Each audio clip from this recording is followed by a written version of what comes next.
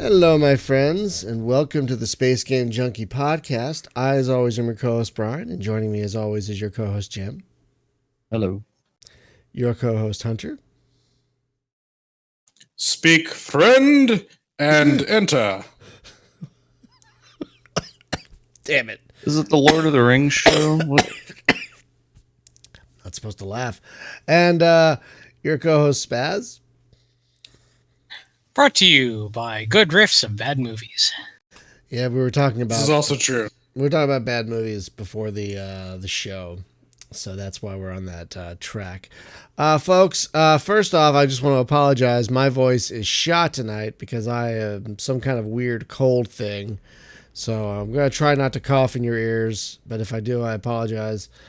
But we have a guest this week joining us from... Oh, we're in Maryland, Alex. Where are you calling from in Maryland? Rockville. Okay, I know where that is. I'm from the Philly area, so I've been all over Maryland. Okay. Beautiful state.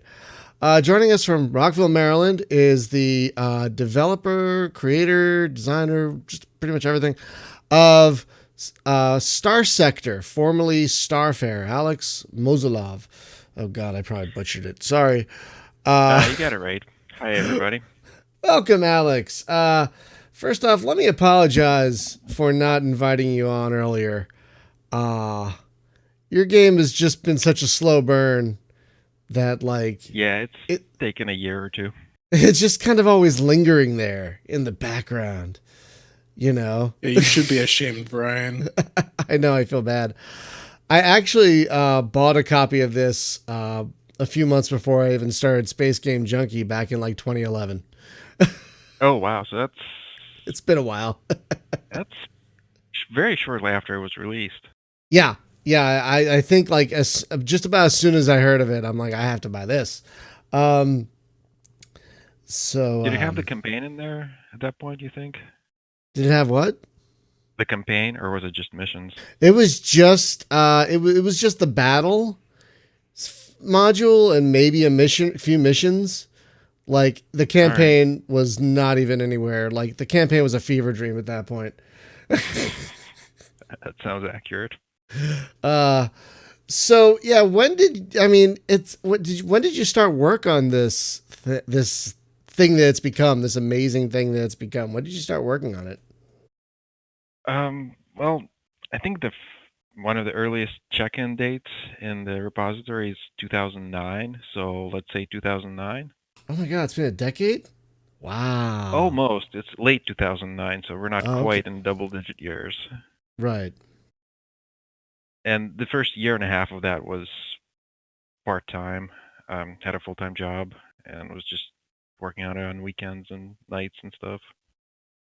And then put the first version out and set up forums and everything, and there was just way too much to try to keep up with. Like, I felt like I could handle working on it and working a full-time job, but I couldn't handle working on it, working a full-time job, and also trying to manage and grow a community and stuff. So at that point is when I just took the leap and quit my job. Oh wow. When did you do that? I think around 2011. Oh, congratulations. That's wonderful. Thank you. So folks, if you're not aware, it's kind of hard to describe Starsector, formerly Starfare. Remind me, why did the name change? Oh, good try. No, it's not something I want to talk about. Oh, okay, sorry. Sorry. But yeah, we didn't know if maybe it bumped up against something or what. But yeah, to what Brian was saying though, the beginning of the game, like what was the initial idea that you had? Like, what was this going to be? Because it has evolved, and like over the time as you've been making the thing, it's changed a lot. So is it kind of like evolving into your vision that you had at the beginning, or have you kind of changed that vision along the way? So it's both. I would say as far as the high level vision, it's just growing into what kind of always wanted it to be. But as far as the details, so many things change.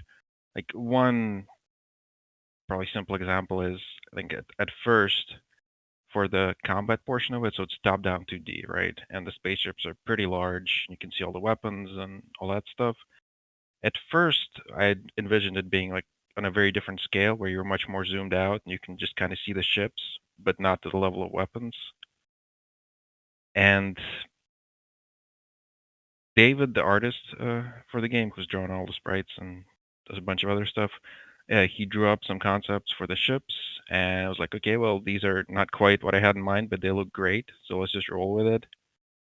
So it ended up being on a different visual scale than what I had in mind originally, but I think that wouldn't have worked as well as this, because customizing the weapons is such a big emphasis, and like you need to be able to see them, so it needs to be larger. So it feels like the details really change. Just like you have something in mind and you think, oh, this is going to be great. And then you try to do it and it's like, oh, wait a minute. This actually kind of sucks, but this other thing works. So you end up just adjusting to what's fun, but the overall vision kind of stays the same.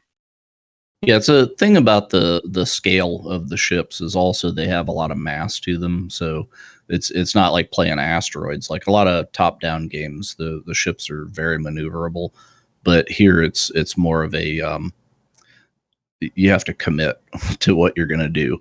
And I also like the flux mechanic quite a bit. I've never seen a game do it something like that, because it's like you have shields that give you more or less frontal coverage. I think some ships get more. Is that like an upgradable thing maybe?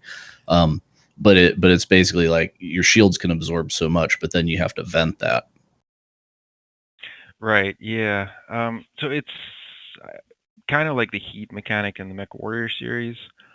But it actually started out as energy instead of being flux. So your weapons would require energy to fire. Your shields would consume energy when they're hit, and so on. And flux is basically just an inversion of that. But what it does is it makes overloads make more sense. For example, your shields absorb damage, flux builds up, gets too high, the ship overloads. When you run out of energy, it doesn't quite make as much sense. And then the venting mechanic where you dump all of your flux, but your ship's vulnerable, that also kind of makes more sense with flux as opposed to energy. Plus, energy is just a little more boring. It's true. It's not as fun. It's not as fun a mechanic as the flux. That is very true. So, when you began this journey, did you expect the game to get as big as it's become? Or was that like how it's morphed over time as you've kept on developing it? I didn't really know what to expect. I just knew I wanted to make this game. And I didn't really have any expectations as to, oh, this will be successful to this degree, it'll sell this amount of copies or whatever. So I really just wanted to work on it and hopefully get it to a point where it would support ongoing development. But I just really did not know what to expect. And a lot of this just comes down to luck, right? Do you get coverage from a big YouTuber or not? That can make or break development pretty much. Yeah, a lot of people in the chat were saying Total Biscuit was the one that got them on board with the game. Yeah, back. And I've watched Nucleum play it a lot too.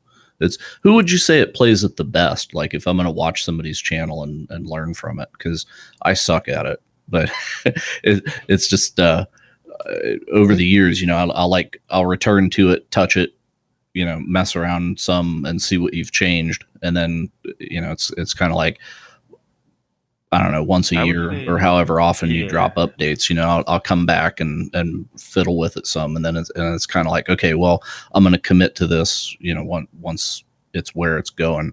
But that last update that you put out was huge. That was like a refactor of the whole game at that point. I think if you want to see how somebody plays it, not like professionally, but very well, Beagle Rush might be a good person to watch. I don't know if you're familiar with him.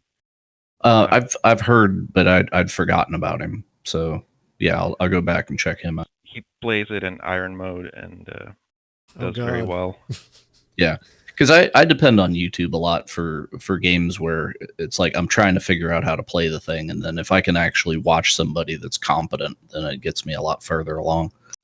Yeah, that makes sense. Because then you just kind of see it makes the ideas click. Not just talking about Starsector, but just watching somebody play any game.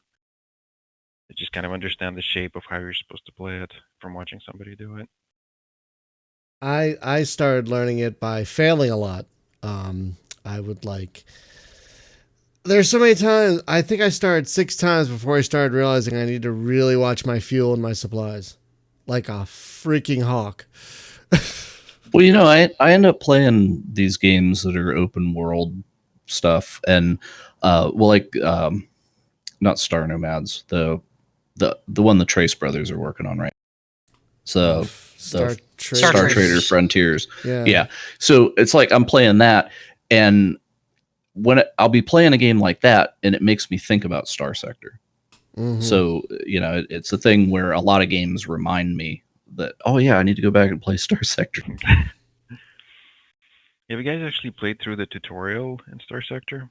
Yeah, the 3-stage tutorial that covers the what is it? Basic combat, advanced combat, and fleet mechanics, I believe. Oh yeah, I meant the campaign tutorial. Oh, the one where Yes. like I did do that. I like it. yeah, no, it's a very fluid and natural feeling tutorial.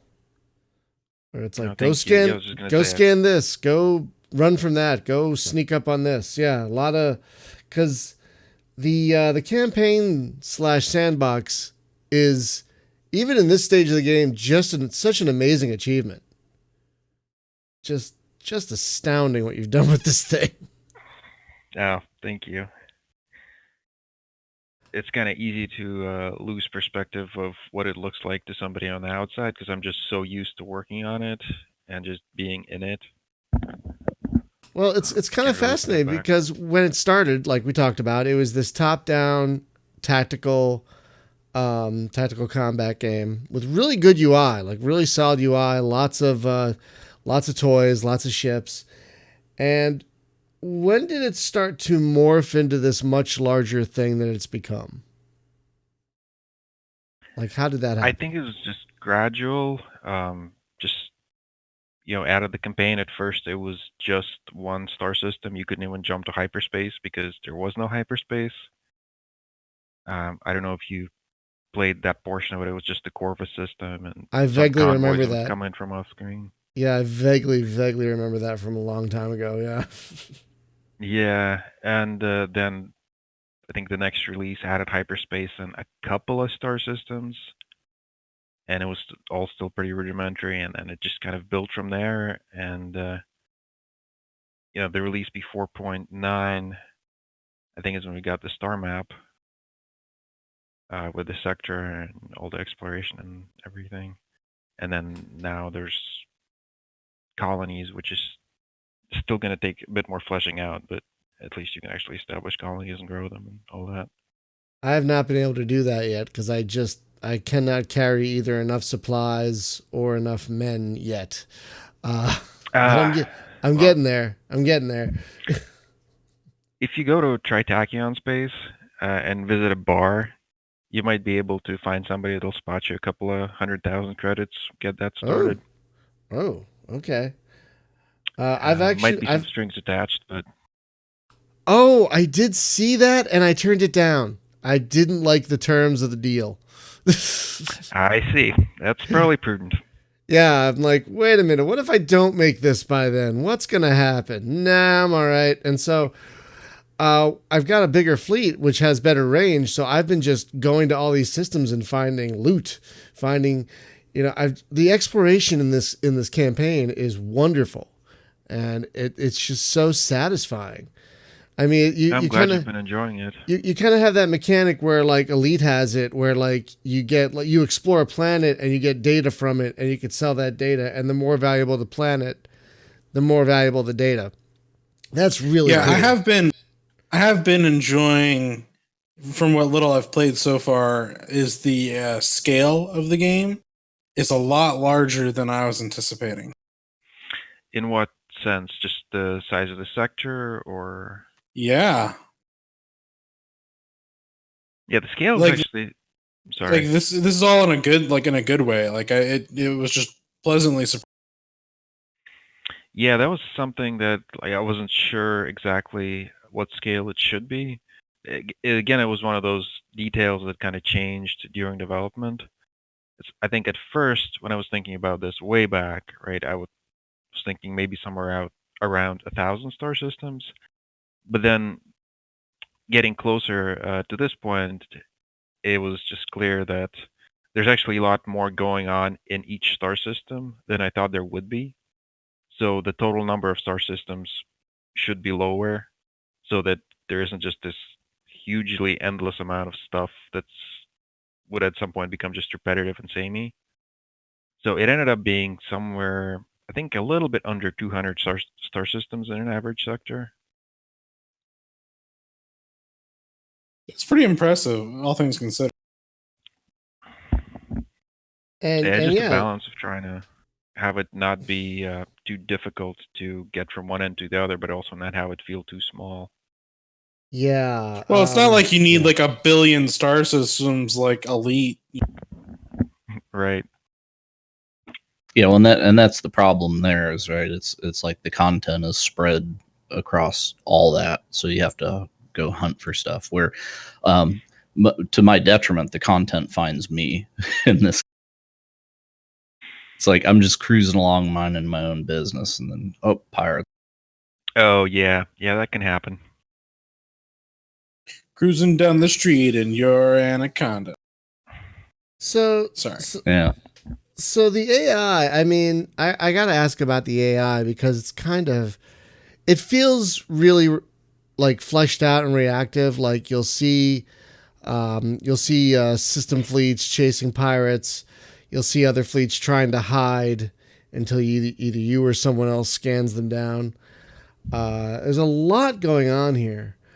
Um, how much work has gone into the AI to make it feel so well fleshed out? The fleet AI in the campaign, it hasn't been an enormous amount of work. It's just kind of been just built up gradually, but all in all, there's not that much to it. Um, the ship AI for combat is, I would say, where 90% of the AI work in the game has been. The fleet AI has some neat things in it. Like one of the things I like about it is there's a sensor system in the campaign, right? Where you can detect a fleet from a certain distance, but then if they get further away than that, you lose track of them. So the AI obeys the same rules, right? It doesn't cheat and just always know where you are, but it will remember your position and heading. So sometimes it'll feel like it's cheating because it'll predict where it thinks you're going to go. And then if there's multiple fleets chasing you, they'll kind of spread out and try to cover as much ground as possible. So I'm just kind of fond of that aspect of it. But that's probably just about the trickiest thing it does. Everything else is fairly simple.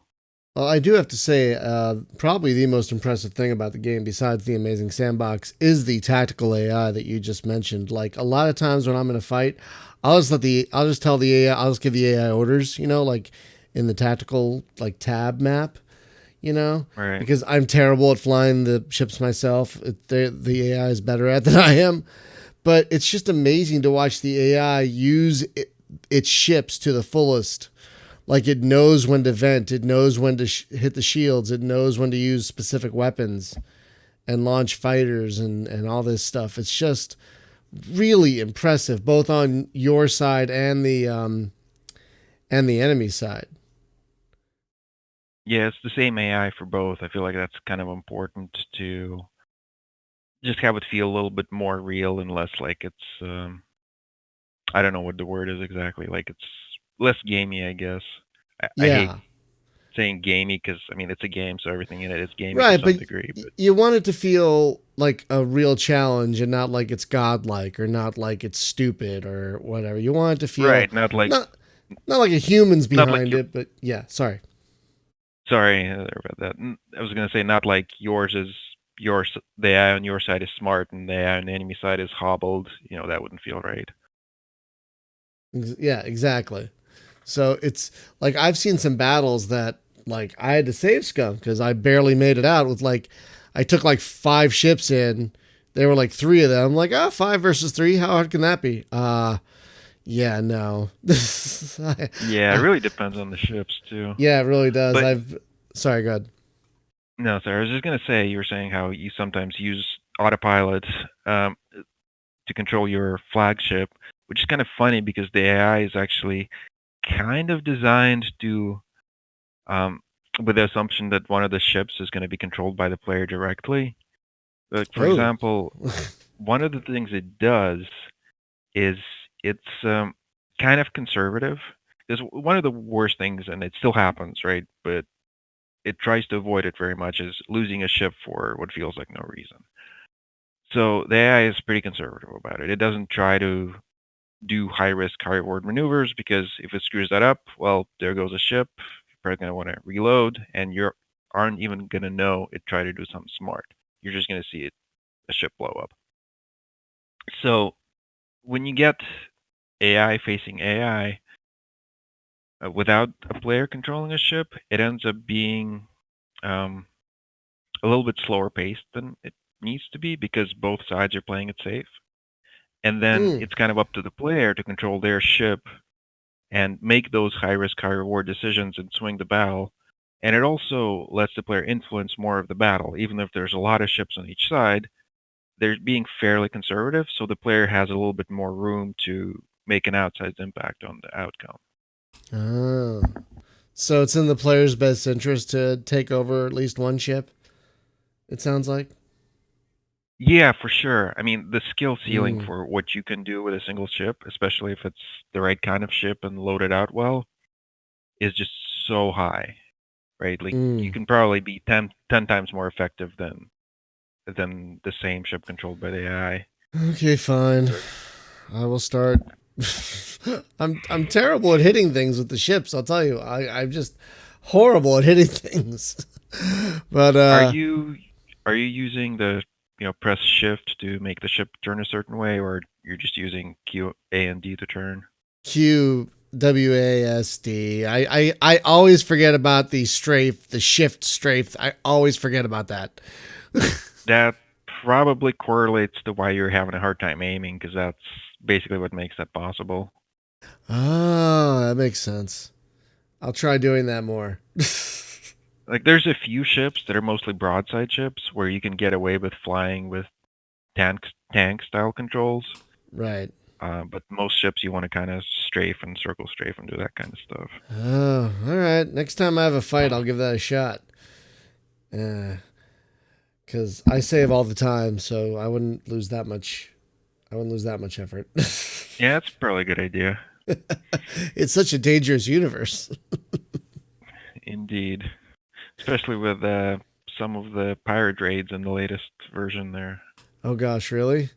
I haven't seen that many Yeah. pirates yet. Let's just say there have been reports of somebody jumping into hyperspace and being literally surrounded by 20 large fleets. Oh god. Yeah. That sounds awful. I can imagine it's not great. Taking some steps to tone that down a little bit. So I did want to ask, we got a lot of questions from people on YouTube and Twitter, and one that strikes me is asking about the game being programmed in Java. This game is programmed in Java? Yeah, so I'm gonna assume that's the whole thing with Java being slow and bad and all that stuff. And I mean, there used to be very legitimate criticisms of Java that applied way back in the day. For example, garbage collection wasn't that great. It could cause slowdowns, and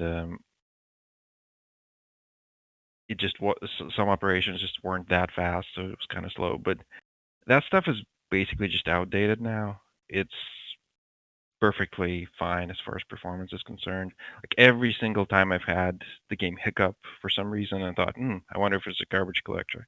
it never was. It always turned out that I was just doing something stupid. I was like, oh wait, I just shouldn't maybe have this huge loop try to do its job within one frame. I don't know if So- we. Sorry, go ahead. Go ahead. I was gonna say I don't think we've ever talked to another developer that's made their game in Java. I think There's a couple of people. I think Puppy Games makes games in Java. There's a Rise to Ruins game that's pretty popular. That's on Steam.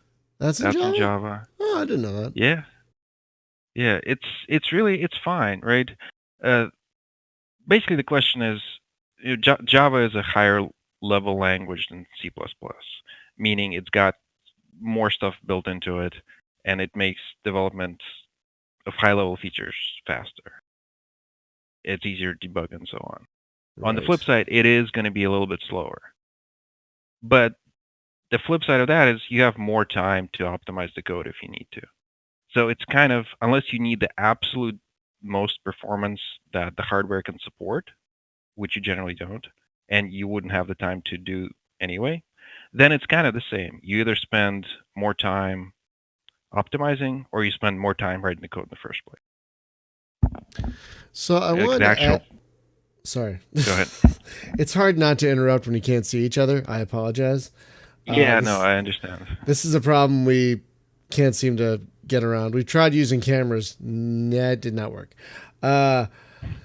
So I wanted to ask about the intel functionality of the game, which is one of my favorite things.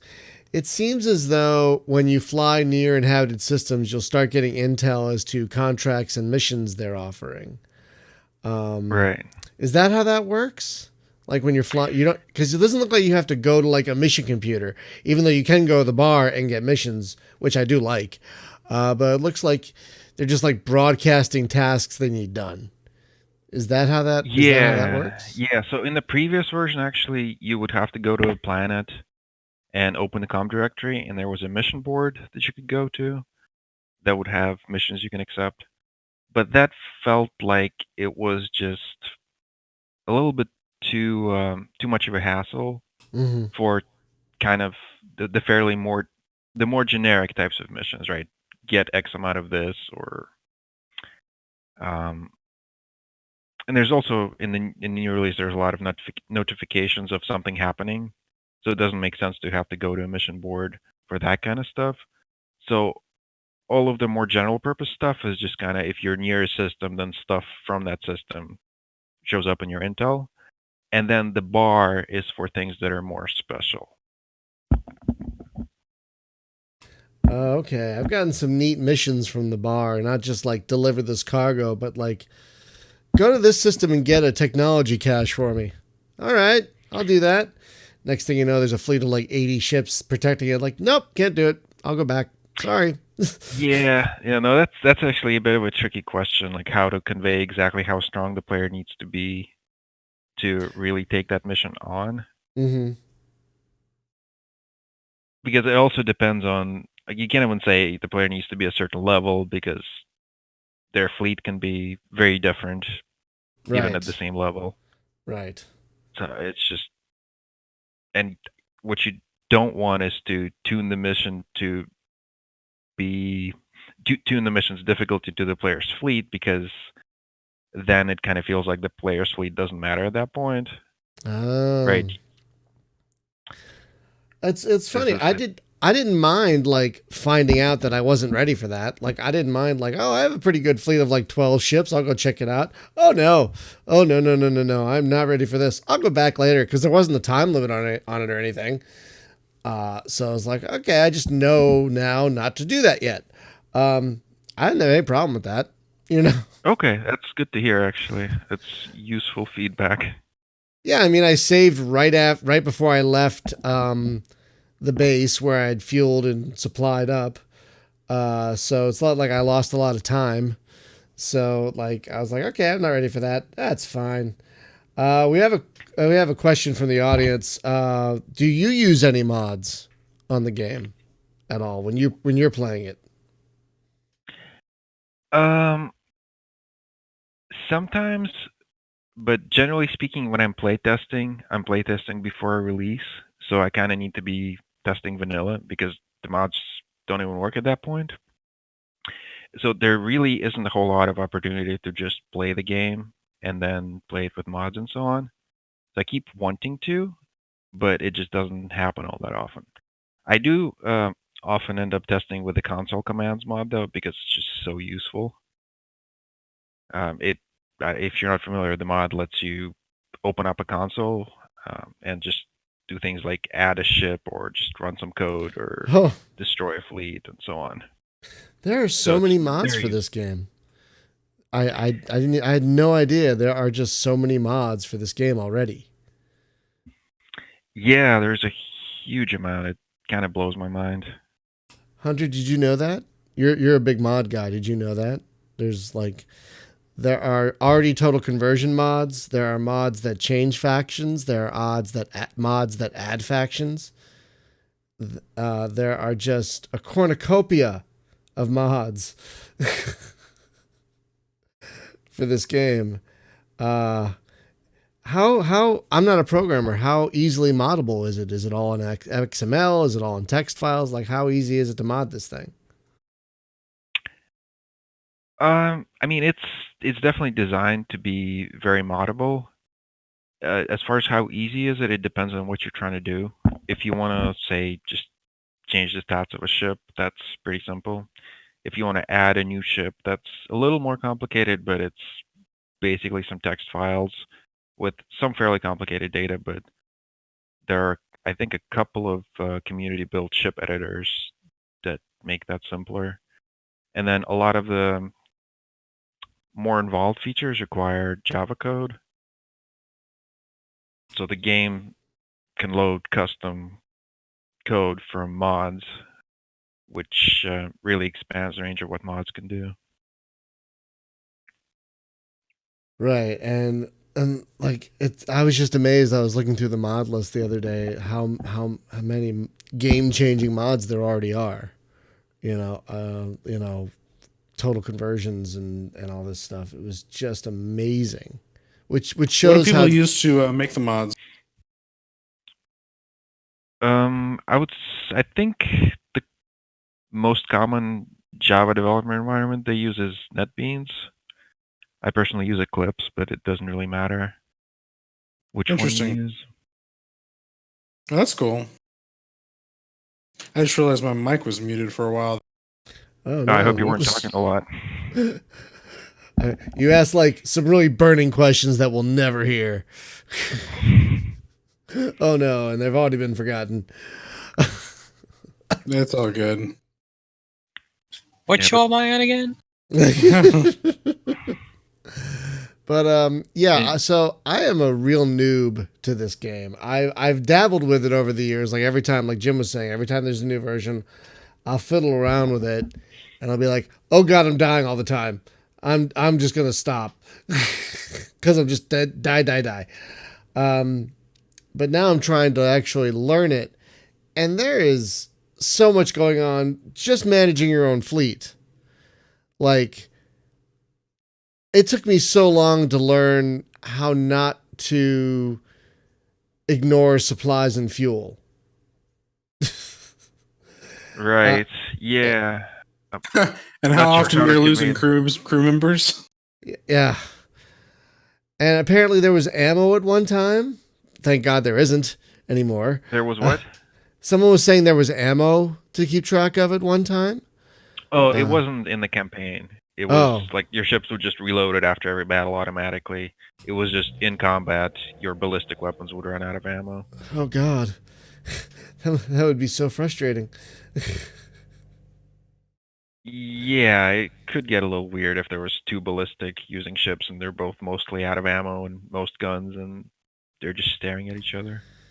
So I want to ask about supply usage, because supply usage I find fascinating in this game. So what affects supply usage? I'm learning this as I go. So basically, someone in chat just said burning supplies from having too much crew. How is that a thing? How does that work? So, if your fleet has a maximum capacity for crew, cargo, and fuel, right? Right. So if you go above that capacity, which the game lets you do, then you start using extra supplies to maintain that extra capacity. Okay. So you think improvised cargo containers, habitation bubbles strapped to the hull, that kind of stuff. Oh, okay. That's cool. That's neat. And Makes sense. so really, you're not really supposed to go above capacity, but not letting you do that through the UI would be such a huge pain everywhere. Not even just development-wise, just as far as what the player is trying to do, right? Let's say you want to grab a bunch of loot, and then you want to remove some of the loot. And if the game's like, oh, no, we can't take that until you've dumped something else, and so on, it would just be very aggravating. So Yeah. instead, the game's just like, all right, just take whatever, everything's fine, and we'll just charge you a lot of supplies so you don't want to do it. But if you really want to do it, you can do it for just a short trip. Right. Like if I overloaded my cargo because I found a sweet loot cache and I want to run right back to base to sell this stuff, but I'm going to burn through some supplies doing it, it's going to happen. But Right, like sometimes that might be an option. But I noticed on the crew thing, it tells you like this is how many crew members you need for a skeleton crew to run all your ships. Are you not supposed to have more than that, or can you have more than that but not over the max? Yeah, you generally want to have more than the skeleton, because if you lose some crew in a battle, then and you only had the minimum, then you'll go below the required crew, and your ship's combat readiness will be affected. So you want to have some spare crew. Plus, let's say you're scavenging in an asteroid field or a debris field, might lose some crew there. So Right. you want to have more crew than you need. Okay, that makes sense. Because I wasn't sure if I should just have the minimum or if I should have like the maximum. But It's probably somewhere in between. Yeah, because I noticed there are some instances where you can find like 150 crew members on an abandoned something or other. It's like, oh wow, all right. Yeah. I did like the one thing where I found a bunch of human organs on a station. Oh, yeah, that gets a little grim sometimes. That was gruesome, and they were all in jars. But profitable. Oh, they were profitable. I found like 20 of them. It's like, wow. Well, kidneys sell really well on the black market. And this game has a black market. That's great. There you go. I love how this game has 3 markets. Basically, you have the open, like, civilian market, and then you have the military market, which I found it interesting that the military market will buy things like recreational drugs off of you. It's a no questions asked buyback program. Excuse me. Speaking of kidneys, there goes one. Excuse me. Oh my god. Yeah, I thought that was funny. Like I found like a cache of recreational drugs. I'm like, oh, they'll buy this. All right. Because you don't want to use the black market apparently all the time, because you'll get a reputation bump. Or is that real bloody eye?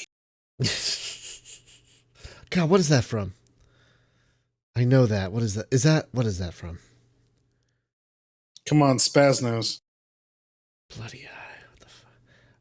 It's a cartoon, right? I'm blanking, but then again, I'm also half awake. Is it Cowboy Bebop? Is that what? Yeah, you're good. Yes, that's it. Oh, okay. It's one of the few episodes I've actually seen. All right. Whew, I feel a little bit. It's like the first episode. Okay. Is that real bloody eye?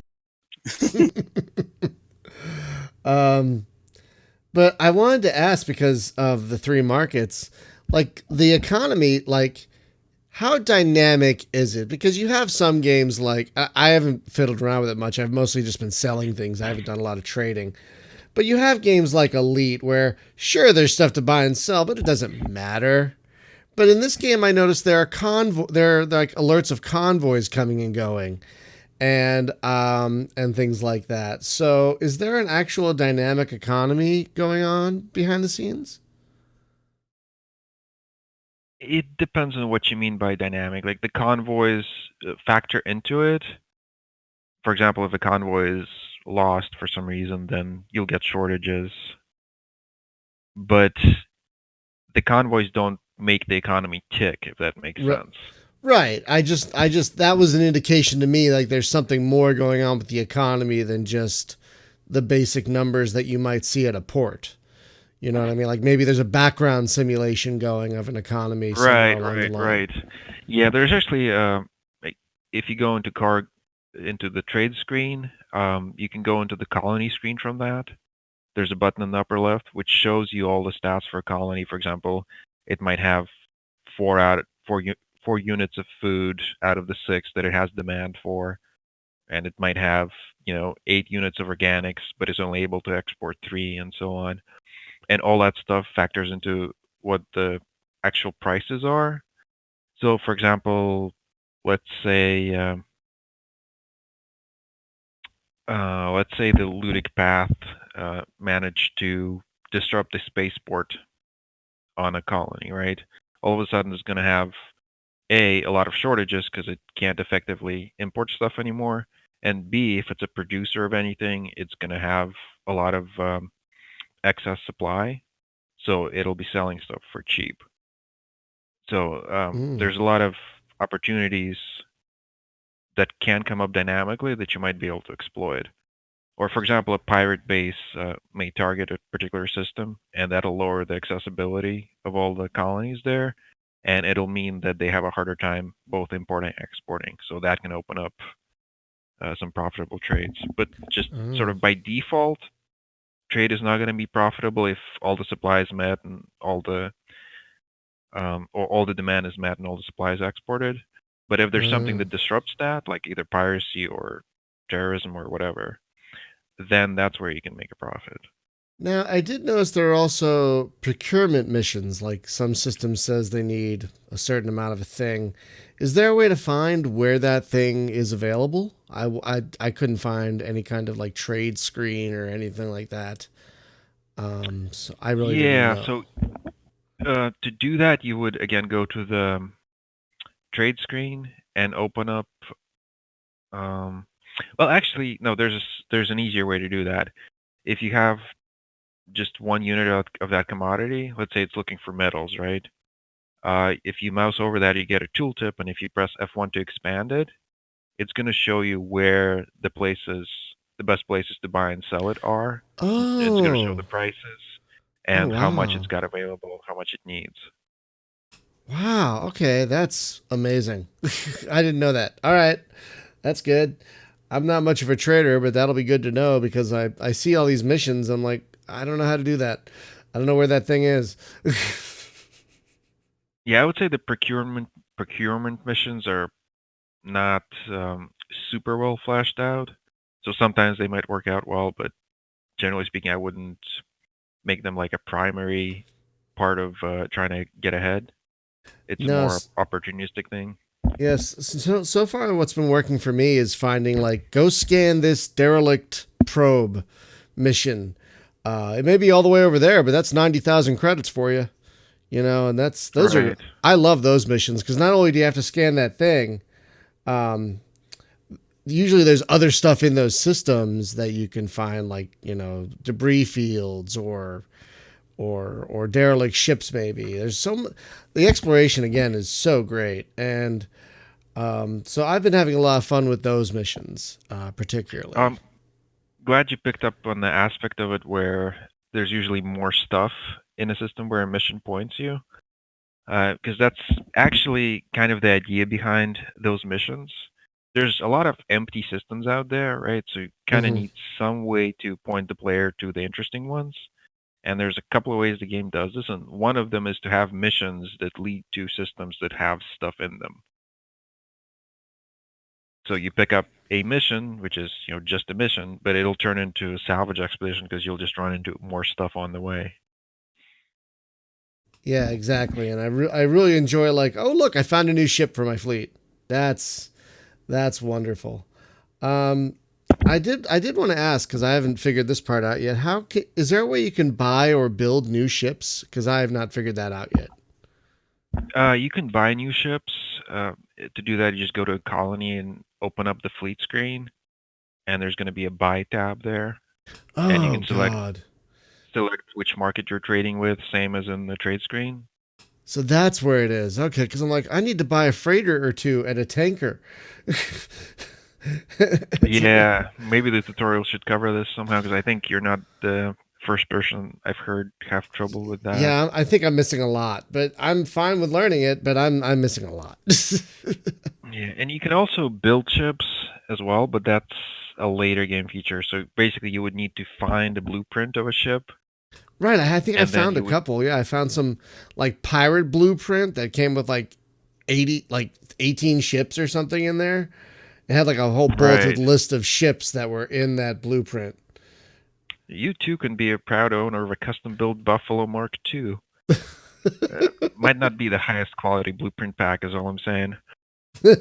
But you would actually need to build a colony and then build heavy industry on that colony to be able to build ships. So that's more of a mid to late game thing. So colonies are not meant to come in right at the beginning. That's more like you said of a mid to late game. I would say the general arc of a playthrough that I have in mind, and that doesn't mean that's the only way to play it, right? But right. The way I see it is the first stage is kind of the exploration stage. You start exploring, you find some nice world, you colonize it, and you start building it up as you finish up exploring.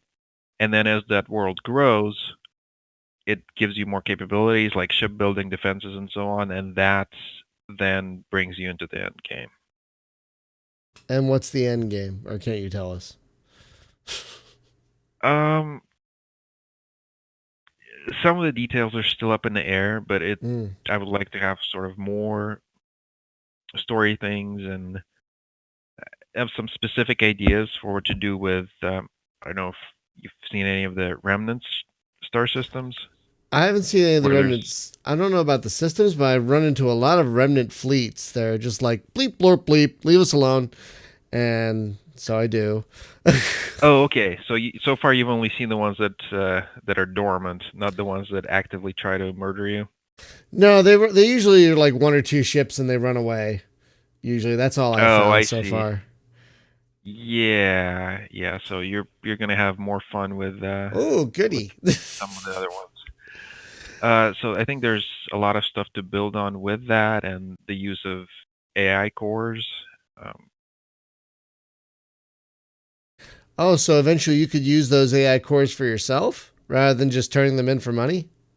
Yeah. You can install AI cores in industries to improve their effectiveness. What? And also you can assign an alpha core to govern a colony, which is definitely a good idea and totally wouldn't have any downside whatsoever. Oh, wow. Okay. So eventually the game will be less about exploration and more about expanding and protecting your own colonies. Yeah, I mean, there's a limited amount of stuff to explore, right? It's not an infinite sector. So I feel like in a playthrough, you start out exploring and you clear probably as much of it as you need to build up to colonies and to just kind of get that going. And then it'll move on to an end game, which should be something that's kind of a bigger challenge. But I don't know exactly how many details I want to go into there because, like I was talking about earlier, the details really change. But really getting to the point where those are the things that I would be working on going forward. And there's a few more mechanical things I'd like to add here and there, but a lot of the stuff from here on out would be more content and end game things and so on. Well, that's awesome because I mean it already feels like there's a lot of game in here. Not just with the exploration, but like eventually I don't feel anywhere near ready to colonize yet, and I'm like 5 or 6 hours into my current playthrough, I think. But I've been taking it slow. I think on the forums it said early in the game just grind some small pirate fights. That's exactly what I did. Yeah, I would say don't be afraid to set up a small colony as soon as you're able to. Oh, really? That can be just a nice background source of income that can keep you going. If you start developing industry and trying to make more of a profit, that's where you could get into trouble. But if you're just kind of small enough to avoid notice, just like a small mining outpost, nothing too fancy, then that should be fine. I haven't really I don't think I found a good planet yet. Like every planet I found is like, the risk is minus 150 or something, 150%. It's like, oh God. Cause it's like, it's a nice planet. It's got farmland, but it's terrible. It's like, oh God damn it. Yeah. I mean, 150 is not too bad. It's not that bad? Really? No, 100% is baseline for a Terran planet. What? So 150 is not great, right? Like if you find 100% hazard world or 75, that's amazing. But those are also less likely to have resource deposits. So 150 is all right. So I mean, I can colonize stuff, but will the AI eventually start doing that as well? Like once you turn in survey data, like I didn't want this planet, but maybe the AI will. Will they eventually start colonizing? Because I haven't seen that yet, but I'm not sure if that's in the game or not. No, it's not in the game, and I don't think that's something that I want to do, because that turns the game very much into a 4X kind of thing. Yeah, it's fair. It's fair. It's just not how I see it. I feel like sort of the balance of power and so on should be not completely static, but it shouldn't be that dynamic. So it's really just the player establishing their own faction. I could see maybe another faction occasionally as kind of a scripted event trying to set up a colony somewhere, but I wouldn't see that as just a baseline gameplay mechanic. Okay. That makes sense. So I wanted to ask about the factions. You can apparently join one of their militaries. Like, I don't know if you can join multiple ones. I've only tried once. I guess you can join just one at a time. What's the benefit and the downside? Like, what are the upsides and downsides of joining a faction's military? So first thing I want to say is that's not super fleshed out. Right now, the benefits, there's two benefits. One is they pay you a commission based on the size of your fleet. So that's nice. And then as your reputation with the faction improves, you also get access to better ships from their military markets and better weapons, which can make some of the harder stuff to get easier to get. But it also means that you're going to be hostile to the enemies of the faction, and Castilius can change pretty rapidly. So that can really it can really drive what you can and can't do. For example, let's say you join up with a hegemony and all of a sudden it's hostile to Tritachyon, so you can't go into their space unless you're looking for a fight, and their patrols can be pretty strong, so in the early game that can be a very big deal. So it's probably not a great thing to do early, right? I feel like you need to be more prepared. All right. A lot of people in the YouTube chat, especially, are yelling at me about the planets I did not colonize when I recorded the video that's playing in the background. They're very mad at me, apparently. So I am probably going to go back and try and colonize some of these planets. Like someone's yelling at me, a 150 class 5 water world that you didn't colonize, you idiot! I'm like, oh my god. Guys, sorry. Yeah, see, I was saying 150 is not that bad. I don't know. It looked really bad to me. Okay, I'm like, 100 sounds bad. 150 sounds worse. I don't know. At one point, actually, hazard rating of 0 was baseline. So that would have probably made more sense to you that way. Yeah. But then, the reason I changed that is this way the hazard rating is just directly how much upkeep costs are modified by. So if it's 100%, then they're just the baseline value. 150 means you're paying 50% more upkeep. So basically, we have 100% threat level living on Earth. Basically, is what you're saying. It's like living here. Basically, is 100%. Pretty much, yeah. It's just that's normal. Okay. I get it now. Okay, I have some work to do. I am a moron. You guys are right in the chat. I'm an idiot. Seems a little harsh. But you're our idiot. No, they weren't calling me an idiot. That's just what I was saying. But they're like, God, dude, what are you doing? I'm like, I don't know. That's fair. So I did want to ask, switching gears a little bit, about all the ships in the game. There seemed to be I think the technical term is metric fuckton of ships in this game. Like, how many ships are in this game? I could check right now. Oh.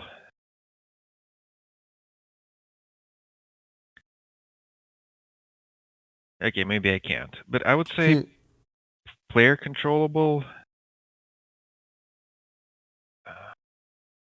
probably around 40 or 50, something like that. Don't quote me on that. I have to say I love the auto fit functionality. Especially for a noob like me who doesn't really know what they're doing. It's like, oh, that looks good. Done. Yeah, I'm glad that's working for you. I felt like kind of needed something like that because the fleets can get kind of large. So oh my God, yeah. You know, it's okay if you're just outfitting your flagship or a couple other ships, but if you're manually outfitting, Wolf class frigate number 8 in your large fleet, then that's a bit of a drag. Yeah, I appreciate that because that's one thing. Like, I'm sure some people love to do that, and I like that the game gives you that option if you want it.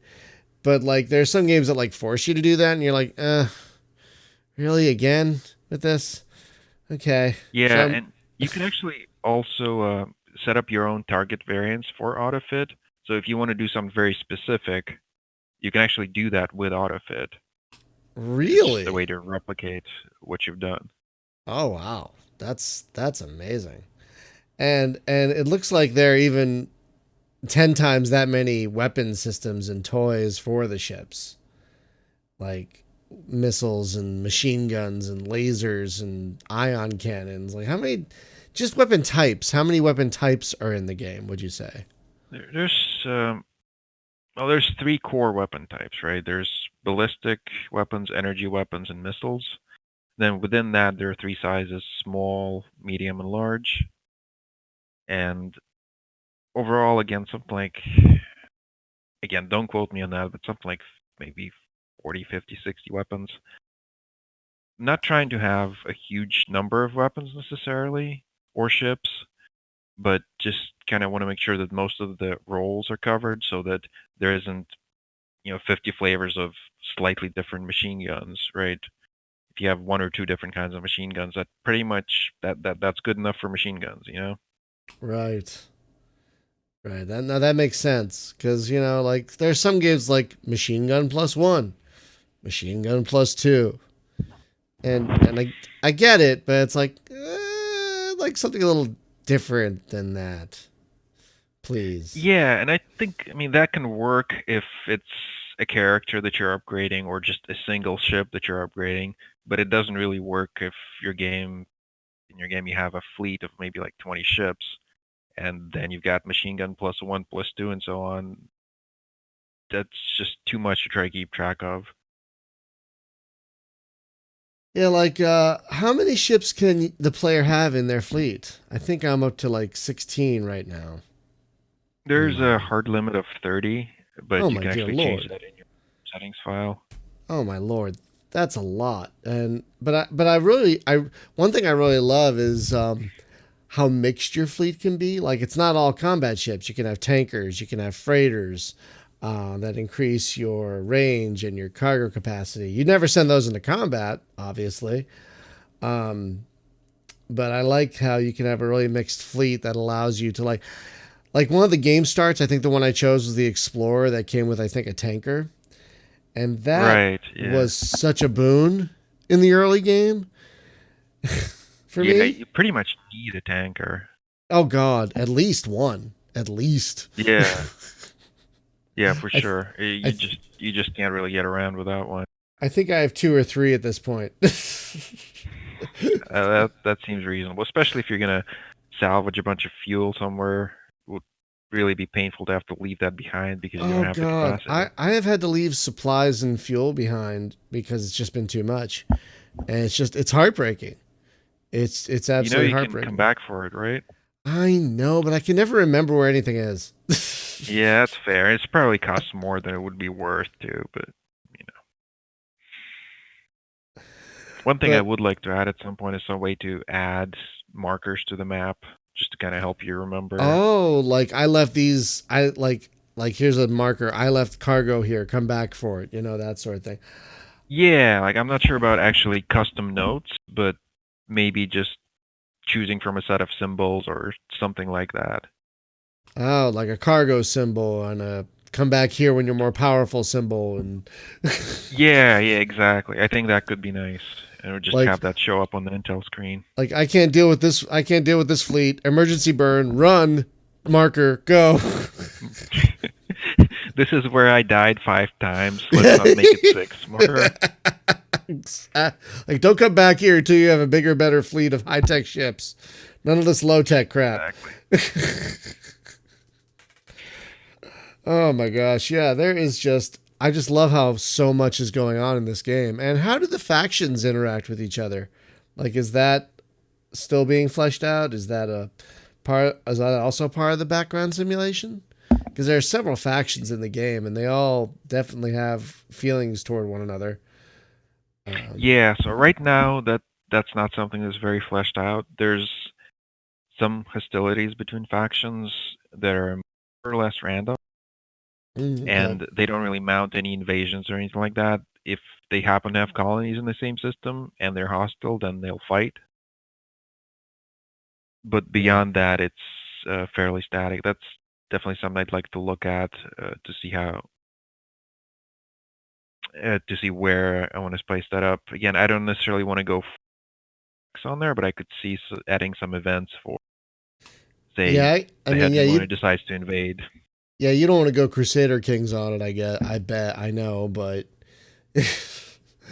but it did seem, Yeah, I think there's it did seem really neat. Like, can you be friends with all of the, like, a lot of the factions? Like, because it looks like you can, at least when you're neutral, you can do work for all of them, which does give you a reputation bonus. Yeah, I think in theory you could be friends with everybody. It's harder to be friends with pirates just Oh, because sure. there's less jobs and they keep trying to kill you, which puts a damper in the relationship. But it's still possible. Yeah, the pirates aren't really happy with me right now, but that's fine. Well, you did say you were grinding them. Yeah, exactly. I can't imagine they're too happy about that. No, they're not. But I haven't seen much of them in a while after the first couple of core systems. Maybe I've been, but I have been like, check out this, scan this planet that's at the edge of the solar of the sector in this nebula. All right, bye. I'll be back in 3 months, or whatever. How long it takes. Yeah. I mean, most pirates are going to be around populated systems or around pirate bases. So yeah. And one thing that is fascinating, getting back to that, is how real time the game is. Like, you can pause it or accelerate time, but time affects everything. It affects how much fuel you use. It affects how many supplies you use per day. You know, I find that fascinating. Does that make the game easier to tweak than something that's maybe turn based, or is the premise basically the same? Could you elaborate on exactly what you're thinking here? Some people have a problem with real time games. Some people have a problem with turn based games, and I notice because you have a real time clock that affects consumption. Like, does that make things more manageable for you as a programmer than, say, having the game be like, for example, Space Rangers is a turn-based game where every day is a turn, basically. And so there's no food, there's no like supply consumption there, but it feels kind of similar where like you're spending a day to move, a day to move, a day to move. It takes 30 days to move to this system. And so you're going to use that much supply and that much fuel. I see. I think if anything, it would probably be easier if it was turn-based because things would be a lot more granular. Mm. And you can in turn-based you can get a lot things. You can make things feel more evocative, kind of for free. You can say like, you're doing this action and it consumes X amount of resources, and the player is just automatically primed to have their imagination supply all the details. Where if it's in real time, you don't really have that as much. Right. That makes sense. What was I going to ask? I just had a question on the tip of my tongue. Damn. I hate being sick because it makes my brain all fuzzy. It makes my brain very cloudy. Yeah, it's no good. No, and so I had a question about something, and now I can't remember what it is.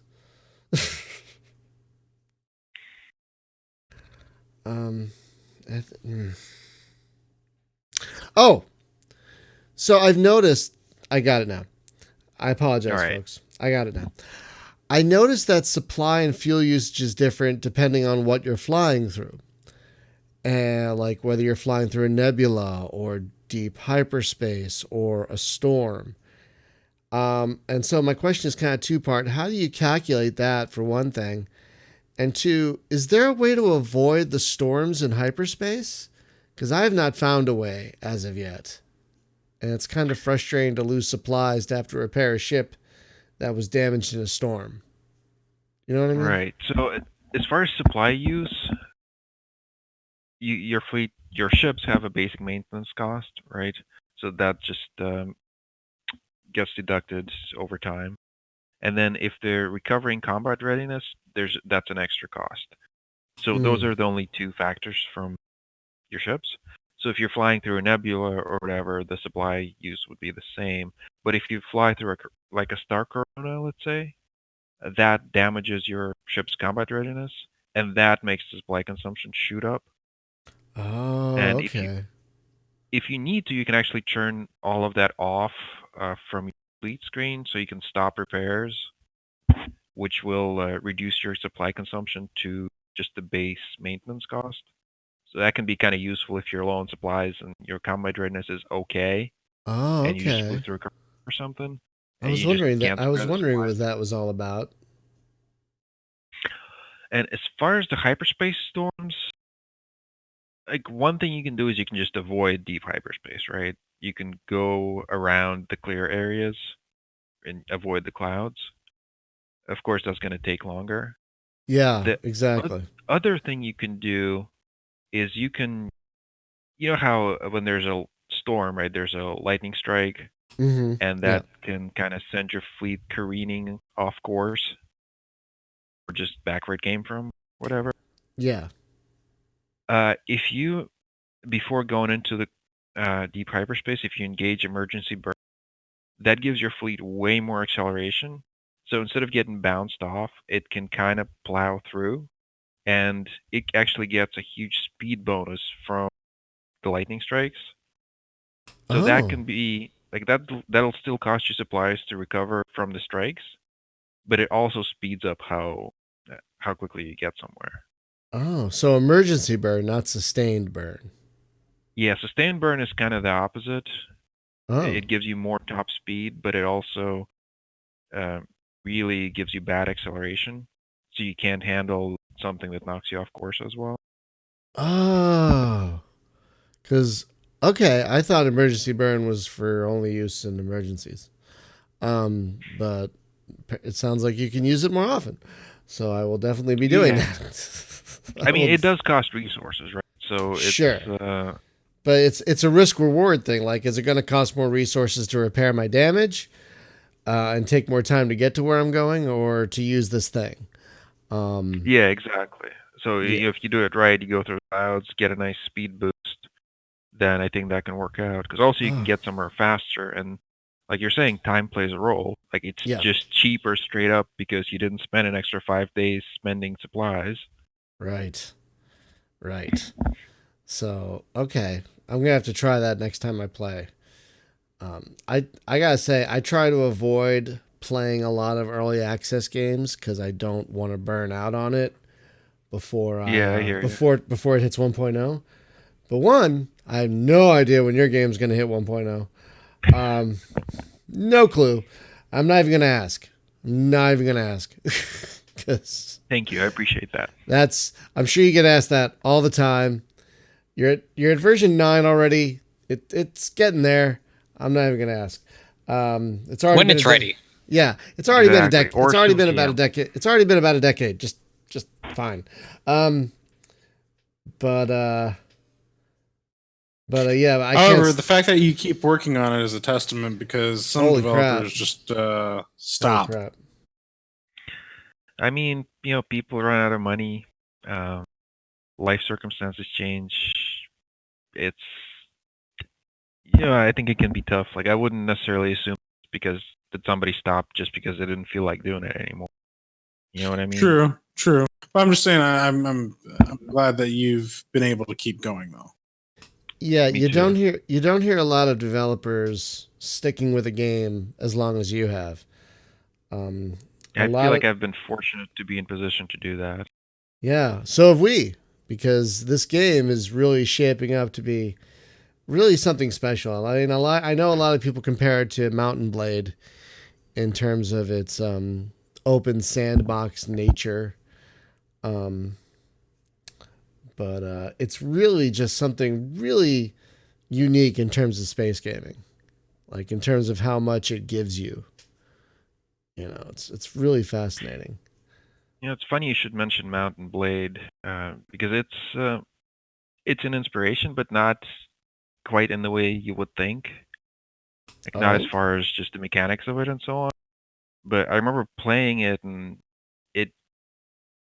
that's what kind of made me feel like, oh, there's actually an involved single player game that can actually be successful. Because I think at the time it was starting doing this, it was mostly multiplayer focused as far as just the games that were coming out. It was like, It still is. Yeah, I was just like, that's just not what I feel like working on, and just not what I want to make. And Mountain Blade really made it click for me that, okay, there really is a market for single player games, so maybe I can do something here. I agree, and I really appreciate you making a solely single player game, because I mean, we do enjoy these guys here on the podcast. I was never into multiplayer gaming until these guys. I mean, but that doesn't mean we don't enjoy single player games either. Right, but what I'm saying is I was vehemently anti-multiplayer until these guys turned me around. But I still ultimately prefer a good single player. Around. Every now and then I get sorry. I will do karaoke at the drop of a hat, no matter how sick I am. I think what really helped. Any hat, it doesn't matter. Any hat doesn't matter. Well, I think what helped with that too was the emergence of Elite Dangerous, and then doing a lot of X-Wing versus TIE Fighter nights. And it really was X-Wing versus TIE Fighter that brought me around more than anything, because I hated that game when it came out. Hated it. But is this like the original, the 90s? Yes. Yeah. Oh, that game was so good. It is. It was ahead of its time. But at the time, I was playing it with randos over a dial-up modem, and it's like, this sucks. This isn't the TIE Fighter I know and love. Nothing about the experience you described sounds like it would be good. But you had a better experience. Yeah, there's something to be said for when you're actually playing with people you know. Exactly. And that's what makes the multiplayer experience more interesting. Mm-hmm. Because otherwise, you don't know what you're going to get when you are playing with randos. It's just the way it works. Exactly. That's why I couldn't get into that Apex Legends thing. Like, I love Respawn. I love their Titanfall stuff, but no thank you. So yes, again, thank you again for making a solely single player game. Because there are quite a bit of those, but so many games now either try to be solely multiplayer, and just go nowhere, or they. Well, I don't know, half- man. As much as this game has changed over a decade, you might look back in a couple months and it'll be Battle Royale. Oh, that's God. right. Yes, I Oh, got to get God. on that. No, but seriously, multiplayer is so much harder to do as I far can only as only you're a imagine. developer trying to make a game. Because Yeah. not only is it technically a big deal, right? Like it's hard to make a multiplayer game play smoothly and so on, but you also just completely need a large active community. And Exactly. Yeah. it's kind of a circular thing. Like if you don't have that, you're screwed. And at the start, you don't have that. So it seems very troublesome to actually even get off the ground or something like that. And then if there's some kind of lull, then you might just be dead. That's it. Yeah, like one game we keep bringing up, it was called God Factory Wingman. It looked like this really amazing space combat game in the style of like Freelancer and Descent and whatnot, and yet no one ever played it. And there was no bots, no bots at all. So because no one ever played it, no one could ever play it because there was no other players. Yeah. And that's, I mean, it's got to be insanely frustrating for a developer, but at the same time, it's like there are multiplayer games where people spend all of their time, like Fortnite and whatnot. Like, how did you expect to compete with that? Yeah, it's tough. You just I don't know how you do it. I don't really know of any examples of successful indie multiplayer games. I'm sure there are some, but it just seems exponentially hard single player. I guess does Minecraft count? I guess, well, sort of. Yeah, it was an indie title at the start, wasn't it? And that's Yeah. pretty multi. That Yeah, counts. I guess Minecraft counts. Yeah, but it's just like when you see a solely multiplayer game just die immediately, like, or like when you see a multiplayer game come out on Steam and you see like 5 people are playing it, and you're like, nope, it's like a victim of itself. Yeah, and that's the other thing, right? Like you said, you see those stats and you just can't help but think like, well, this thing's dead, right? And that's Exactly. gotta have an impact on its success. Yeah, Just the sort of impression it creates from everybody that's looking at it. exactly. And I think it's a huge mistake to not even factor in the idea of bots into a game. That you're going to make a multiplayer game, but not even have the option to put in a bot option so that people can either practice on their own or play a campaign or anything of that nature. It's just you're online only, multiplayer only, and if you don't have a community, you have no game. Did we learn nothing from Unreal Tournament? Nothing. Yeah, no, I think you're absolutely right. It's just I think the first thing you would do when making an indie multiplayer game is to figure out how to make it fun when there's only one player, because that's going to be like 95% of the time. Exactly. Like most of my time with Unreal Tournament was with bots, and I had such a wonderful time because the bots were so good in that game. Oh my god! Yeah, that game was amazing. I loved the bots too. Like, oh my god! I know what you're talking about. That was great. If you want a modern example of that, it's a top-down game, but it's called Gene Shift, and yes, the bots in that game are easily as good and compelling and realistic as the ones in Unreal Tournament. And they trash talk. I think I'll check that out. They trash talk. They have great names for themselves, and you could play a mini battle royale version of that game in 3 minutes, just with bots, and they will kick your ass. And it's amazing. It is utterly amazing. That is definitely one to check out. It's inspired by Grand Theft Auto 2. Which I think is the best one. Its campaign's great too. I haven't played any of the Grand Theft Auto games. None of them. None of them. Wow. Not a single one. That's I have to say, sir, that's pretty rare. Like there are people like me who didn't grow up with a lot of consoles, so I've never really played a Zelda game. for example. But I don't know if I've met anyone who hasn't played at least one Grand Theft Auto game. Oh, That's- now We're you still have. we're still Wow. waiting on Grand Theft Auto in space. It's like a space version of Retro City Rampage would be right on time. Yes. No one's. So you like walk up to a spaceship, punch the driver, get in. How great would that Yes. be? I'd Well, be actually, so down that for already exists. What, does it? What's that? Yeah. Heat Spaz, signature? what's Is the name heat of that signature? game? Yeah, Heat Signature. Yep, that is Yeah. definitely Heat Signature. But then Heat Signature with multiplayer would be very interesting. Oh god, that'd be insane. Single player's insane. Yeah, I mean, if co-op too, but the idea that, yeah, you could just be plodding along in your ship and you suddenly get jacked. Damn. Yeah, I always wonder about that because it feels like yeah, adding multiplayer to something, oh, that'd be really fun. But then it seems like the gameplay would probably rapidly degenerate to like, oh, these are the two very best things, and if you use anything else, you're just auto dead. Yeah. Yeah, the meta Exactly. thing's a problem. Yeah, exactly.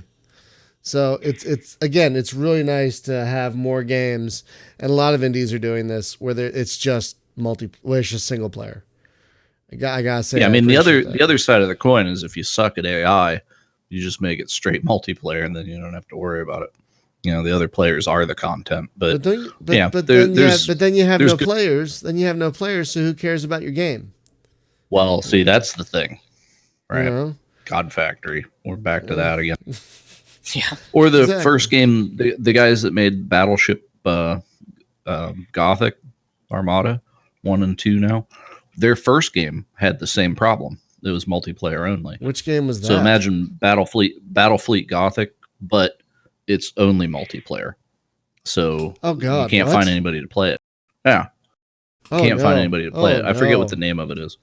That sounds terrible. That sounds so. Yeah, and their Well- mistake, the mistake continues. Much like God Factory Wingman, they still sell the game for like $10. There's What? nobody to play, so nobody's going to bite, right? Because nobody's going to adopt the thing when they look at Steam stats and they're like, "Oh, there's 0 players." So why would I be the first? So that's kind of the problem. So you got to seed the community really hard. Right, with a single player game, you don't need to do that. So Yeah, exactly. All those yeah. problems go away. Oh, thank God. I did want to ask a question going back to the game. Right now, there seem to be only like maybe 3 or 4 different mission types. There's deliver a thing, scan a thing, kill a thing. That might be it. Deliver a thing, scan a thing, kill a thing. Well, can you take the coward's path and just avoid combat altogether and try to just like deliver cargo around and explore Yeah, and get it? you can actually do that. That's definitely a playstyle that the game makes an effort to support. There's a bunch of active abilities you can use when you're running around in the campaign, and several of them have to do with stealth. Yeah. So you can Yeah, go it's dark. You can do an emergency burn if you're noticed. You can do a sensor burst while hiding in some terrain to see other fleets before they see you. You can jump in from a fringe jump point so you don't get clobbered right away, that sort of thing. So in particular for exploration also, that's a viable way to go. Like some of the systems can be very dangerous. There's going to be enemy fleets patrolling around the different abandoned installations and so on. So one way is you just take them on and then you get through and salvage where you want. Or you can play kind of a sneaking game, maybe cause a distraction in one place, draw the fleets away, or just sneak around, use terrain and all that. Yeah, I mean, sometimes combat is unavoidable, but you can retreat. Yep. Well, you can try to retreat. Anyway. Yeah, that's probably more accurate. Actually, one of the things I'm adding in the next release, which is going to be kind of a 0.1 balancing, bug fixing type thing, is Ooh. instead of just having to retreat, you would be able to fight, but then if you destroy or make enough enemy ships retreat, you can disengage without having them pursue you. So it's kind of like a rear guard action instead of a full-on battle. Oh, that's pretty cool. That's a good idea. Yeah, so I it just mean, gives you another option. It's I- because I'm sorry. no, go. Just Please gonna go. say, when you try to retreat, right, your ships have to run away off the top of the map, and sometimes your ships are just too slow to do that, so it's not a good option. And other times they're fast because you've built for that, but it can be a little unexciting because, like, okay, you're just faster, so you're gonna get away, and it's fine. But being able to actually fight to let your fleet retreat without that battle, lets slower ships get away without having to run off the map, and B, it actually opens up some ship choices you can make. And for example, a specific kind of ship build might be really good for a shorter fight where you just need to take out a couple of targets, and you don't need to have this sort of longer slog to win the entire fight. You just need to eliminate a few enemy targets quickly to Oh, okay. disrupt them and be able to get away. So just more tactical options that way. That's cool. But what I was getting at, are there going to be more mission types like smuggle a thing, or taxi a person from one place to another? Are those going to? Yeah, for sure. This Oh, is good. something I was saying earlier that one of the big things to do now is add more content, and that's definitely one of the things that we're looking at. Oh, good. Because It's I mean, hard to say exact. Sorry. Sorry. No, I'm sorry. Go, please go. I was just gonna say it's hard to say exactly how it'll shape up because in some sense, pretty much every mission is gonna be you have to go somewhere and have some sort of interaction, right? That's just fundamentally how it works. But uh, got a lot of ideas for how to make that feel more fresh. Actually, been going back and forth with David about this over the course of a couple of emails a little back. So excited about where that's going to go, but not quite ready to dive into the details. Fair enough. I mean, there's already so much going on that Intel screen that it took me a while to figure out how to find things to do. I'll be honest. Like, what do I do next? And but then I've like, oh look, there's an exploration tab. Oh, they want me to go scan a drone. I can do that right now. So, you've made it easy to silo what you want to do next, which I like. From the Intel screen. But yeah, but like you're saying, I guess it's just kind of a classic sandbox game problem, right? Sure. Right. A lot of the time, there isn't kind of a linear, this is what you do next kind of thing. Yeah, but so hopefully, you got to make the side quests interesting. Yeah, sorry. Yeah, I was just gonna say, hopefully there'll be kind of more. When there's more content, it'll be easier to stumble into things that you're doing. Like the things you mentioned earlier, where you take a mission to analyze an entity somewhere, and then you fly there, and there's more other stuff to do, and then maybe one of the other probes you analyze, there's some data in the probe that you find. Right, this happens now, and it tells you the location of something else of interest. So things kind of naturally chain together. Right. And right now, I feel like those chains can get cut short pretty quickly because there isn't as much content, right? But I feel like when there's more content, it'll make it so that those things naturally stretch out, right? You kind of go from one thing to the next because you're just playing and you encounter more things as you play because they kind of all try to maneuver you towards other things to do, if that makes sense. Right, so it's like Skyrim where you open a book and all of a sudden that starts a quest line because you read a thing. Exactly. Yeah, no, I like that. That's great. I love that crap. Like, I remember there was one great quest in Skyrim that like was so sad, but it started like finding a locket somewhere. It's like, oh, go check out this house at the edge of the world. It's like the saddest Oh, story yeah. ever. You know, do you know Yeah. do you know that quest I'm talking about? It's like the saddest quest.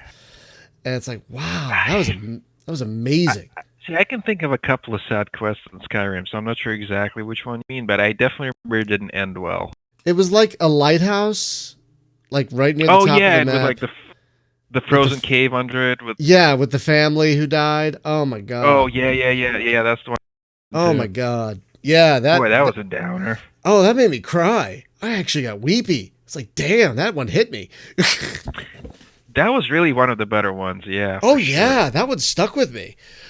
Like Same, that. yeah. That one kind of like if I run into a quest like this just every so often, I'll be happy. They don't all have to be this good. But Yeah, I mean, it wouldn't work if they were all that good, right? no, but like Or one more weepy quest. yeah, but every now and then, just give me one that's good. That is that good. Yeah. I'll be like, yeah, I'll keep going. I'll play your game for 200 hours. That's fine. No, Main but quest, that what was main a quest? great one. Yeah. So someone's saying in the chat some kind of dark side of the world missions would be cool, like smuggling, I guess, or something. They're saying. I'm not entirely sure. But are there? I mean, maybe missions where you're against the law or something like that, or sabotage or something. I don't know. That'd be kind of neat, I guess. Yeah, I think there's some kind of ideas in that vein that again me and David have talked about. Like just one thing that might be kind of neat, just to throw it out there. Say there's a mission to Hegemony tells you to install a spy sat in orbit around the hostile, and you have to do it without being noticed. So that could be a fun kind of illegal stealth type mission. So you either have to be really good at sneaking or find some way to draw trolls or that kind of thing. And like that's one way to make a go there and do thing feel a little fresh. Right. One, because you don't just have to go there, you have to also sneak around. But the other thing is, let's say you have to deploy a spy sat. Well, that's a new thing, right? That's not something you do over the course of the game normally. So that would make it feel fresh just for that reason, just because it's a unique little interaction that's specific to the one mission. Oh. I haven't really deployed any satellites yet, but I like that that's an option. No, that's not an option right now, but I was saying like for not future spy missions, satellites, like, but you can deploy things. You can deploy like nav beacons and things like that. Oh That- yeah, that's right. what I You was could talking build about. those. Yeah, that's what I was gotcha. talking about. Yeah. So that's I haven't done any of that yet, but I like that you can do that if you want to. That is pretty cool. So you mentioned earlier, I wanted to flesh this out a bit. When you build a colony, you're basically creating your own faction. Is that Yep. okay? And then can your faction go to war with other factions, or is that coming? It basically just keeps your relationship with the other factions. But what happens is, as your colony gets more developed, and let's say you've got, I don't know, let's say you got a fuel production operation, right? You built the fuel production industry. Maybe you found a specific gadget during your exploration. You install that into an industry, and maybe you use an AI core to boost it, and all of a sudden your fuel production is through the roof. And the current fuel producers are not going to be real happy with you, right? Because you're cutting in on their market. So that's going to result in expeditions getting sent to take you down a peg. And right now, that's basically the main kind of challenge of developing your colony, right? Is trying to balance out how much income you bring in versus how noticeable you become and how much trouble you attract. Oh, okay. That makes a lot of sense. I like that. So it sounds like you're trying to get the main gameplay systems ironed out before adding more content. Does that Yeah, sound about exactly. right? And it feels like with 0.9, it's most of the way there as far as the actual systems, which I'm just super excited about because I would just love to get to the point where it's mostly content. So there's just a couple of things I can think of that are mechanical that are still relatively big that are left. One is I want to look at planetary invasions. Oh, That doesn't mean that they'll necessarily be a thing, but I would like to look at how to make them work, and if it works out, I think that would be great. It does feel like something that could be useful. Just could be an interesting thing to play around. Let's say you need to support an invasion in some way, or you just launch an invasion, or you have to defend your planets against an invasion. Like that just seems like a fun thing to interact with.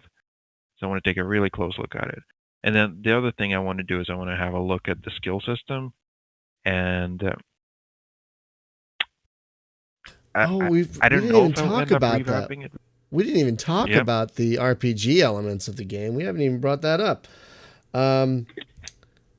Wow. Folks, if you're unaware, real quick, there is an RPG system. So when you level up, you get a skill point.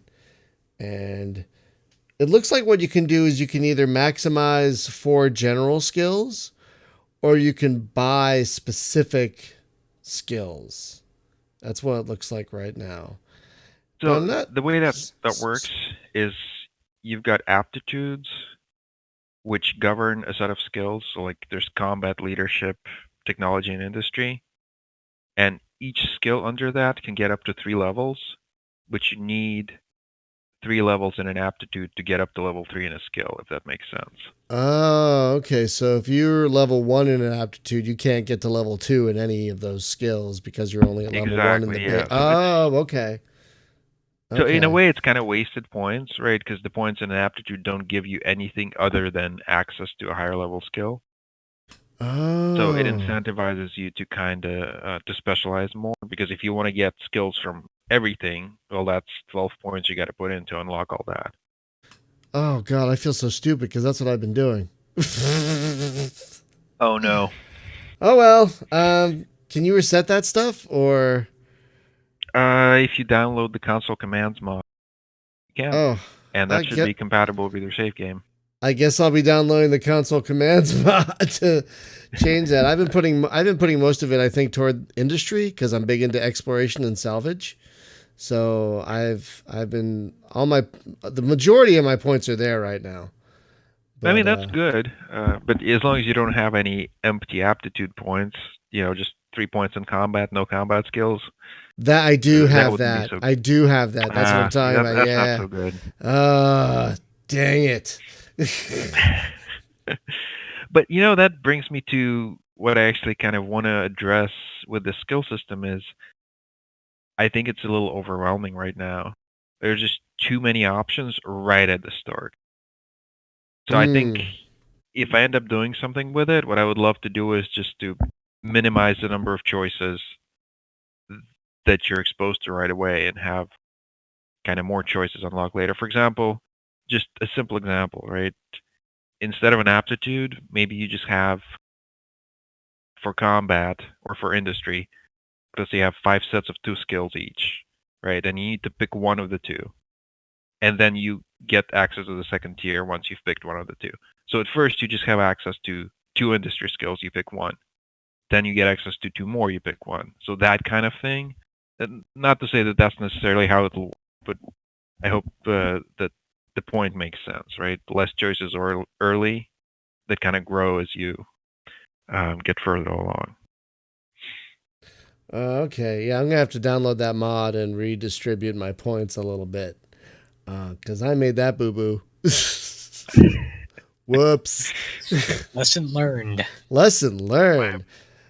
My apologies. No, it's fine. It's still early access. And it's just something like maybe write a note like I need to cover that in the tutorial, or maybe cover it a little better, Yeah, I think actually the tutorial does cover it, but yeah, it's just like because I thought Sorry. No, I know we keep doing that. Yeah, no, it's it's all right. But I was just gonna say that it's unreasonable to expect everybody to read everything in the tutorial, right? It's just as much as I would like to think that people are gonna read that, it's just not gonna happen, right? Who reads tutorials these days? I try to, but apparently I missed At least that it's bit. not Yeah. like at least it's not like a text file hidden away somewhere. Oh God. Not even in the game, maybe. That's okay. That's an inside joke to another game that let's not. Yeah, let's not go there. Let's not. But no, I thought that by leveling up those attributes, you got like some kind of bonus or something. You know. Right. Apparently I think it actually not. says in the tooltip what the aptitudes do. I think. Yeah, they might, but I might have missed that. I do love how many Yeah, no, tooltips your game has. I love that, but yeah, that's a mistake I made. But that's okay, folks. If you're gonna play this game, don't put all your points into empty attributes. Yeah, Put a good skill in there advice. somewhere. Jeez. Don't be like Brian. Do not be like Brian. What would Brian do? Do the opposite. Basically, is what you need to have in your head. Damn it! I cough every time I laugh. That's annoying as frack. Anyway. Yeah, so we're coming up on 2 hours. So, Oh God, we are. Have we not covered it? Yeah, is there anything we haven't talked about that you want to tell the folks about? We have, I think, the biggest chat room we've ever had. We have over 50 people watching, which is amazing. Oh wow. Yeah, your game is popular. So, is there anything you'd like to say to all these folks? Anything we didn't cover, or just anything you'd like to say before we start wrapping up? Pressure. I want to plug the fleet building tournament that's going on now. So I don't know if you know about this or heard about it, but basically it's the closest Starsector is going to get to multiplayer, and it involves a lot of custom modding, and frankly, it's an amazing amount of work, and it just blows my mind that people do this. But the way it works is a couple of people set up custom fleets, and there's a whole outside the game system for how much it costs to quote unquote buy a ship to put in your fleet and all that stuff. And then fleets from 2 players, participants in the tournament, fight against successive waves of opponents coming in, and then the ones that get the furthest through get the most points and eventually make it to the next round and win the tournament. God, that does sound like a lot of work. I think that's why we've never done a tournament. And it's just kind of mind blowing to me how involved it is and how cool it is. Like I think the previous round, see if I can find a GIF of this. Just see. And your Twitter, by the way, is very active with some amazing GIFs. By the way, you've got a great Twitter. FYI. Yeah, I love putting GIFs out there. It's just, to me, those are so much fun. They're great. They're great because I mean they're quicker than videos. They won't wake up someone in the middle of the night when you're on the toilet to watch them. So can I post let me put the link. You can post it into the stream chat channel. Yeah, and I'll post it on the which is up above. Or that works too. Yeah. Yeah. So this just kind of blew me away because first of all, this is a huge, right? But the neatest thing about it is it's got all these modules, right? And each of the modules has weapons from a different mod in it. So it's like 5 or 6 different mods being used by that ship. Holy Lord! And this was the final boss in one of the waves for the tournament. Oh my God! So it's just the coolest thing to me. I just can't get over how cool this is. And so this one ship is made up of different mods, and the game is using, I guess, save files or fleet files or something to have these different fleets, and it's all just working. And not only is it working, it looks amazing. Yeah, I don't actually know exactly how it works on the back end as far as what they've done to make this work. Wow. You don't know. That's amazing. That's even more amazing. Like, you don't know how they did it. Wow. You made the game, and you don't know how they did it. Woo. Good job. Good job, modders. Holy garbage. Seriously. No, the modding community is just amazing. Yeah, folks, if you go to the website, fractalsoftworks.com, there's a forum there. And in that forum, you will find a list of mods. And as we were talking about earlier, there are so many mods for this game. You could you should play vanilla like I'm doing to learn the dang thing, and not make dumb mistakes. Can I have a Klingon fleet? You know what? I don't think so, actually. I think there have been a couple of mods that started with existing IPs. Like I think there was a Star Trek mod, a Star Wars mod, but at least in my experience, those mods just don't tend to stick around between versions all that much. I feel like people that are more invested into the thing they've created, like their own custom faction, those are the mods that tend to stick around. Whereas, wouldn't it be cool if there were Star Wars ships in here like that? Yeah, they do it, and then they did it. Exactly. Which is weird because I'm not knocking that, but version. Which is weird because you have other games where like the Star Wars and Star Trek mods are like the most prevalent, like Distant Worlds or Stellaris or whatever, where those mods just stick around. It's kind of interesting. I think part of that is to do with that Starsector is early access, and each new release kind of does a number on the mods. I mean, I try to avoid it as much as possible. Like, ship data is not going to change to the point where everything stops working, right? But still, there's a lot of work to do between updates.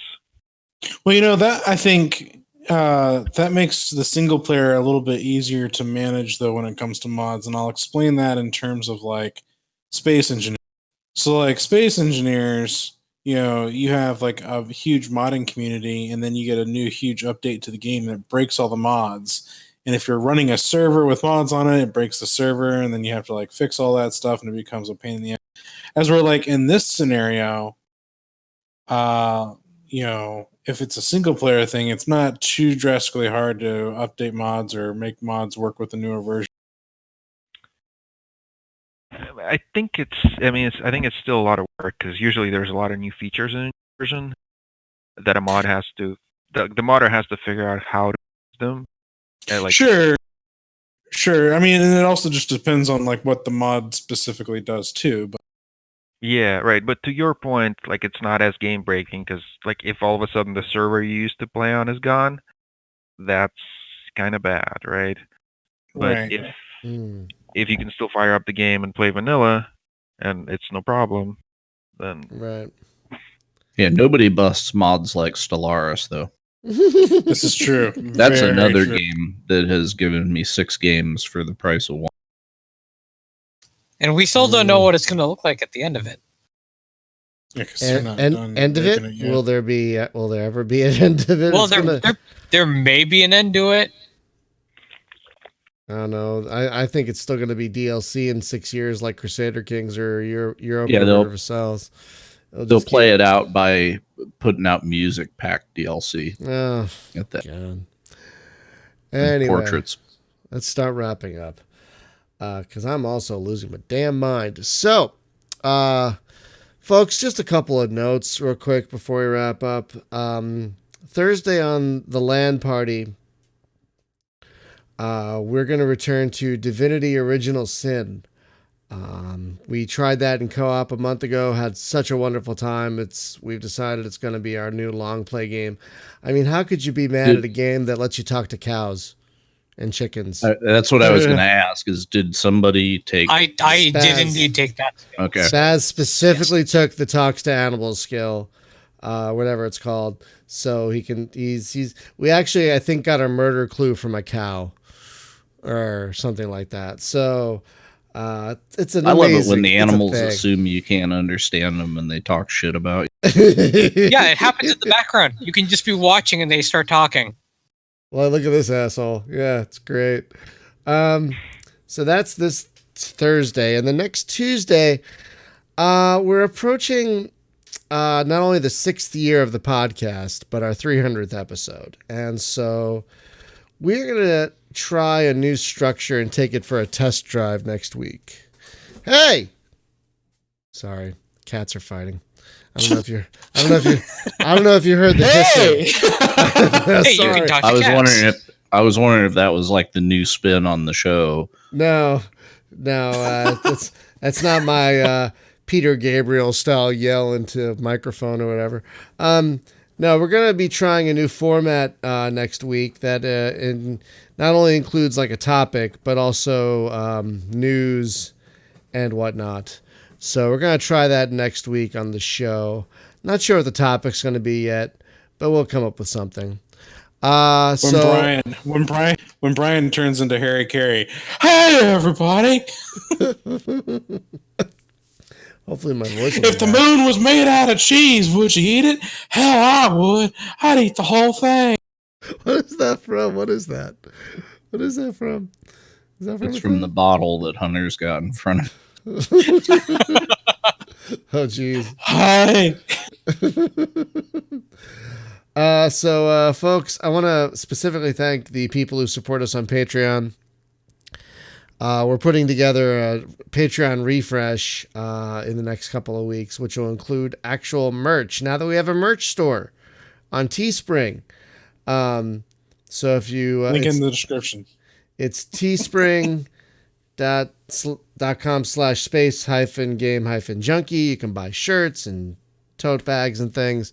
But now we're going to have Patreon tiers that includes stickers and tote bags and shirts and things. Plus also some other things we're looking to put in there. So keep an eye on Instagram. We're not on Instagram. No. Well, we are. Yes, we are on Instagram. I forgot. You could model that thong. The woo thong, bro. Oh Yeah. my god. I was so disappointed Teespring doesn't let you make thongs. I wasn't. I wept. Anyway. Alex. We've also been trying to I was gonna say we've also been trying to do a few little community get-togethers here and there. At least I have. Did a little Pulsar the other night with a few people, and that was some fun. Yeah, I saw you did something else the other night too. You played something else with some people, like 3 or 4 people. I can't remember what it was right now though, but I was trying to pull some people in for a little Space Engineers since it's getting a little bit more stable. So it's actually coming out of early access. Oh my god! Feel free to hop in the community and holler out like, "Hey, playing such and such, come join me." Hop in a voice chat. We have a pretty active Discord. That is probably our most active community is on Discord. You can find a link either in the show notes or in spacegamejunkie.com. And we always love new folks. So we have over 100 devs, by the way. Yeah. So if you want to talk to some of them, hey, they hang around. And they're very awesome. Very interesting devs like Alex here. Yes. Yay. Speaking of Alex, thank you so much for, again, I apologize for not bringing you on sooner, but I'm so glad we brought you on to talk about your fascinating game. I mean, it's really coming along nicely, and I have never seen this many people in chat at one time. Well, thank you so much for inviting me. It's been our pleasure, and we'll definitely have you back on at least one more time, either before you hit 1.0 or when you hit 1.0, whenever that is. Again, I'm not asking. Awesome. But yeah, thank you so much. And everyone, thank you so much for listening and for watching, and we will see you next time. Have a great night, y'all. Bye-bye.